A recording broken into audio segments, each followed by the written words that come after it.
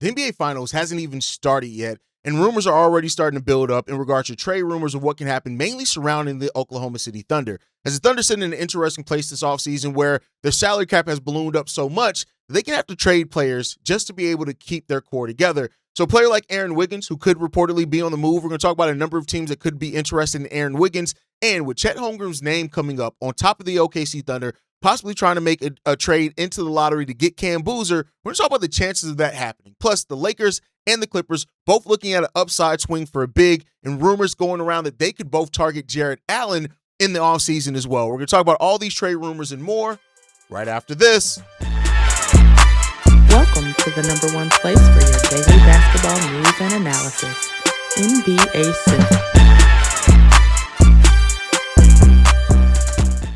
What's going on, basketball fans? Welcome to another episode of NBA Central, your number one spot for everything basketball and NBA related. I'm the host there, Haize, but more importantly, you guys can follow the channel at NBA Central Pod on every social media platform we happen to be on. With that said, let's go and get into this content for today, y'all. Before we get into that, though, you guys know we have a goal of getting to 10,000 subscribers by the start of the 26-27 season. And because we got like 4 months to get there, I think we can hit it. But we need your help to get that done. About 60% of you guys that watch the daily episodes is not subscribed to the channel. So make sure you guys go ahead and hit that subscribe button. Some people think we're subscribed. They're subscribed because we post so much. Make sure you guys hit that subscribe button. Help the channel grow. And I want to thank you guys. May was the most successful month of this channel, both in total new subscribers, total views, everything. Like we blew it out the water in the month of May. I want to have an even bigger month in the month of June. So make sure you guys hit that subscribe button. Help us out. Keep us honest here on what type of content you like to hear. And in exchange for that, we'll be delivering some of the best daily content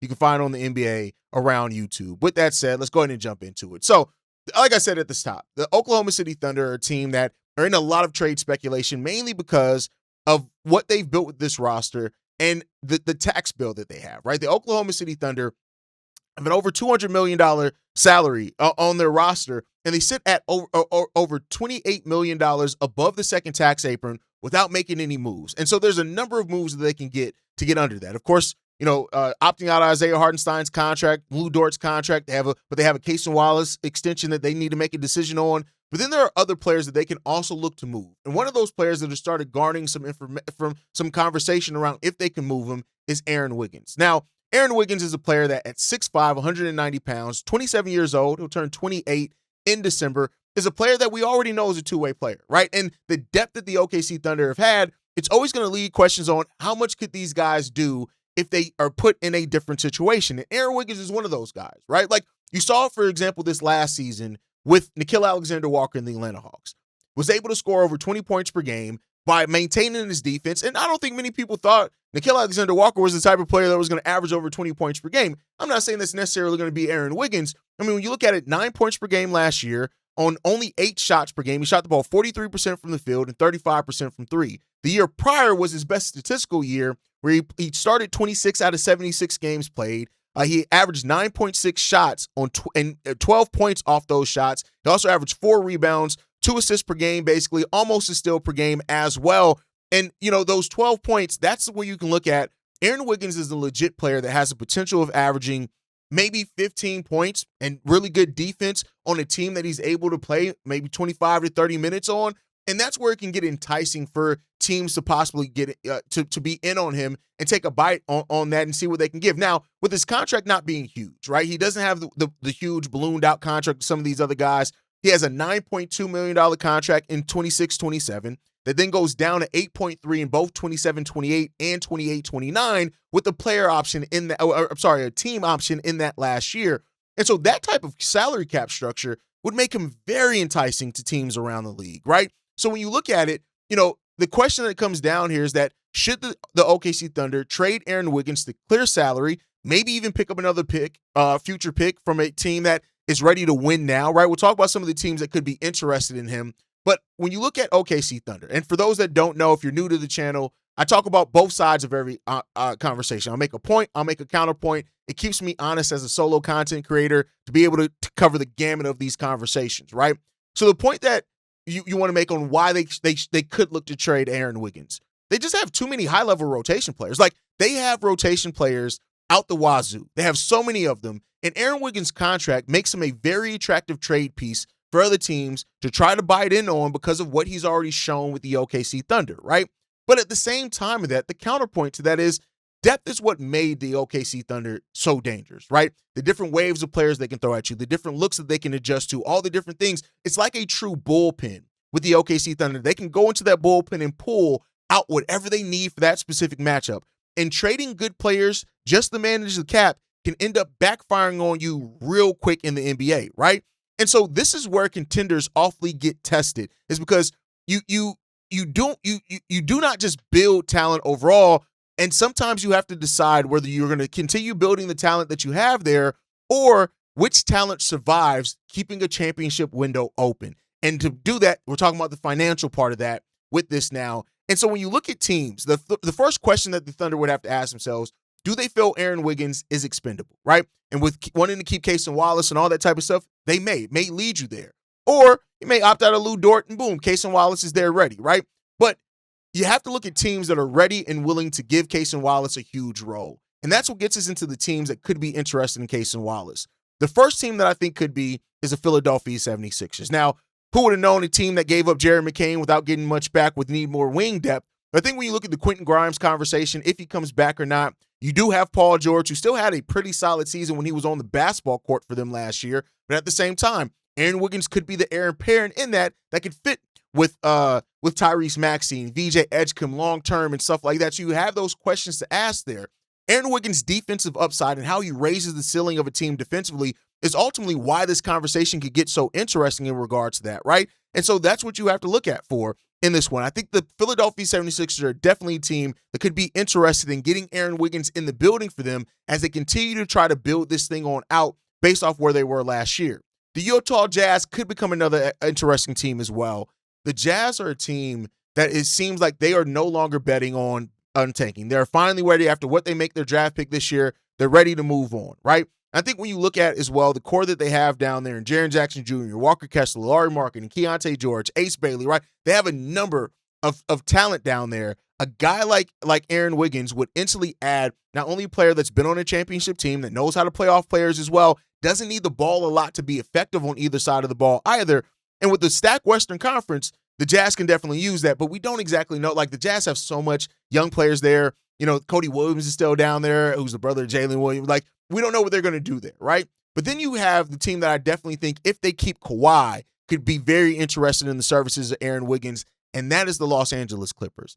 The Clippers are going to be a very interesting team to watch this offseason because if they decide to try to build around Kawhi and keep a championship window opening, taking on a player like Aaron Wiggins' contract could go hugely well for them. And so those are the three teams that I'm looking at the most that could be interesting. Now, if the Thunder do not want to trade him within the Western Conference, the 76ers are right there. If they don't care, because again, they're the Thunder, they probably going to be confident in what they can build. The Clippers I think, are a team that's going to be very interested in that as well, right?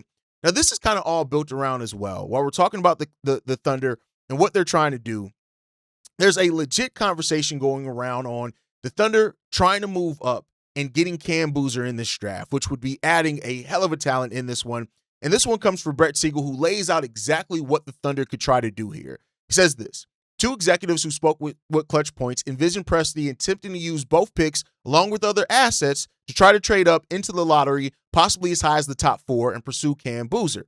Here's a switch on this that came from Kevin O'Connor. League sources widely expect the Clippers to listen to trade down offers for the 5th pick. So maybe that's the deal. Put together with 12 and 17 and a player to get there. And then from the 5th pick, can OKC build an overwhelming offer to get into the top 3, a deal that could include 24-year-old All-NBA player Chet Holmgren. So let's focus on the Cam Boozer part of this, right? Like, should Presti pair his own picks to try to move up in the draft? And I'll say on the point that, is the Thunder have enough depth, they have enough draft capital, and they have the prospects and the young players as well that could entice teams to be able to trade out of the lottery and get some of these young players and get that done. Hearing that it's a two-prong effect, right? First trading up to number 5, then using 5 in Chet to move into the top 3 or 4 in that to try to get Cam Boozer. I do think that the counterpoint to this, though, is when you already are a contender, chasing another young prospect to create a risk that you don't even need to live within right now, right? Presti does not sit still. He's just a GM that does not sit still. The bigger question you have to ask yourself, though, is whether OKC is chasing upside, and are they doing that to solve a specific playoff problem against the San Antonio Spurs, and are they doing too much to do that, right? I'm not mad at them using 12 and 17 to move up. I think most of us expect them to use 12 and 17 to move up. Cam Boozer is worth it. He's worth the package to try to move up to get that done. So if we see a move, especially with the Thunder maybe trading with the Los Angeles Clippers, that can be the precursor of a much larger trade happening. And of course, that leads us to the Chet Holmgren part of this, right? Would OKC really think about trading Chet Holmgren in a big deal for a mini roster overhaul this offseason? And here's the thing, right? Chet struggled in a playoff matchup that just wasn't for him. It just is what it is there, right? And I do think that making a bold pivot because of you getting a wake-up call against the San Antonio Spurs is the level of aggression that we've seen from Sam Presti and the OKC Thunder, and that's why they've been able to stay ahead of the 8-ball more times than not. This could be the wake-up call that actually pushes them to move off a core piece like Chet, right? But I do think this, trading a two-way big like Chet with the ceiling that he had, you had a 106 defensive rating with him on the court, it's a massive risk that they don't necessarily have to ask, right? This is where making a reactionary trade and team building can get very dangerous for a team like the OKC Thunder, right? One bad series exposes concerns, but it doesn't erase the long-term upside in what you've built here, right? It doesn't do that, right? So the question becomes about how much did Chet's playoff struggles change his value both in how he's perceived around the league and how internally the OKC Thunder feel about him, right? Is it smoke? Or is it just a real possibility, right? And then is Cam Boozer worth having that conversation with? The latter part, I think, yeah, Cam Boozer is worth having that conversation about wholeheartedly. Question becomes about, is that what the Thunder really end up doing with this one? I mean, like I said, it's one of the, once you start getting to make this trade, it starts feeling like 2K, but Sam Presti is the type of GM that has the assets and the aggression level that if you saw it, it wouldn't necessarily surprise you. So let's see what they end up doing with that one. But moving on from that to another big that's talked about possibly being moved, and that's Jarrett Allen, right? And we've heard that the Lakers and the Clippers are two teams that could go all in for Jarrett Allen. Here's the thing, right? The Clippers could be looking for a player to replace Zubac, right? And then, of course, what happened with the draft pick in that they lost the draft pick. They didn't get that. So now it puts you in a situation where now you're looking at it and saying to yourself, what's happening, right? Sorry, they did get the Pacers lost that pick. They played a stupid game. That's why they have the 5th overall pick, right? So you have a question on what you need to do there. Now, I'm not saying that this is going to involve the 5th overall pick at all. It should not, right? But I do think for a team like the Clippers that did lose Zubac, if they decide to still try to win now and keep their championship window open with Kawhi being there, a player like Jarrett Allen makes sense. He gives them rim protection, he gives them rebounding, he gives them a defensive anchor that they so badly need there with the Los Angeles Clippers. But I do think this, the Clippers are a team that have to be very careful about giving up any future assets, period, right? The Clippers don't need another name. They need structure, and they also need to start planning for a life without Kawhi Leonard, right? Now, Jarrett Allen is the type of center that really can fit in on any roster. I feel that. He doesn't need the ball in his hands to be effective. He plays on the side of the ball, all that type of stuff. And so when you look at what's the trade that the Clippers could offer, I think this, a package built around Derrick Jones Jr., the 2029 first-round pick, maybe Isaiah Jones as well. Try to get Jarrett Allen in there, right? The Clippers will get a proven all-star center that can make sense if it helps transform their defense overnight. And for Cleveland, a thing like this is that, the consistency and stuff that he brings with Cleveland, it's been great, but they need to make a change with it. And I think when you look at the Knicks and how that exposed them a little bit more, it may be that they are no longer ready to invest in the Evan Mobley and Jarrett Allen frontcourt, and they may want to change some stuff at. Derrick Jones Jr. does bring something for them on wing defense that they need to with that. And if the rumors are to be true that LeBron could come there as well, I think that makes some sense for them overall, and they can look to pivot towards that, right? So, the Clippers for this, it's just about trying to keep that window open with that, and you got to see there. Now, the Lakers are a team that I do think could be very motivated to try to get Jarrett Allen in there, right? Because you need that lob threat next to Luka. He's played well with centers like that before. And with the Lakers also being a team that needs a real defensive anchor, Jarrett Allen instantly fits up that, right? Now, giving up future picks for the Lakers for a center, it does give up a little bit of future flexibility for them. But as we know, it's all about trying to maximize this window that they have with Luka Doncic. and they could build a package around Jared Vanderbilt, Jake LaRavia, and an unprotected 2031 first-round pick for Jarrett Allen. Is that too much to give up for Jarrett Allen? It really depends on how aggressive Rob Pelinka is and how much he wants to prove to this new ownership that he can get it done, right? And, this is the type of deal as well. You're getting another wing defender for that Cleveland Cavaliers team. You're getting a promising youngish player in Jake LaRavia, but that 2031 first-round pick could be huge for that Cleveland Cavaliers team by the time they decide to pivot off this Donovan Mitchell core completely, and that could be an important pick for them at that point in time. So I think there is some sense that makes for both sides on the board here. It just, does it raise the Lakers' ceiling to a title contender? I have my doubts there, and I think an unprotected first-round pick may be a little bit too much, but as we know with Rob Pelinka, he's not been afraid to throw caution to the wind. But let me know what you guys think on that down below. That's going to do it for today's episode overall, man. This NBA offseason is going to be a fun one. We're going to cover, there's going to be a lot of trades, a lot of moves that happen around the NBA as teams are looking to pivot. But especially if the Spurs win the finals this year, you're going to see a lot of teams, especially teams that feel they have an open championship window, try to find their Wemby slower down because there's no stopping Wemby. And some of these players could be the key to that. But let me know what you guys think on all the topics down below. Make sure you guys like the video, subscribe to the channel, hit that notification bell so you never miss an episode. You can follow us at NBA Central Pod. You send us any feedback, questions, comments, concerns, NBA Central Show at gmail.com. And then lastly, if you want to leave a text message and our voicemail for the mailbag, the number to do so, 773-270-2799. We're the number one spot for everything Chicago, for everything NBA related. And I'll catch you guys the next time I feel like making a video. Probably tomorrow. Peace, y'all. Been a presentation of the Breaks Media.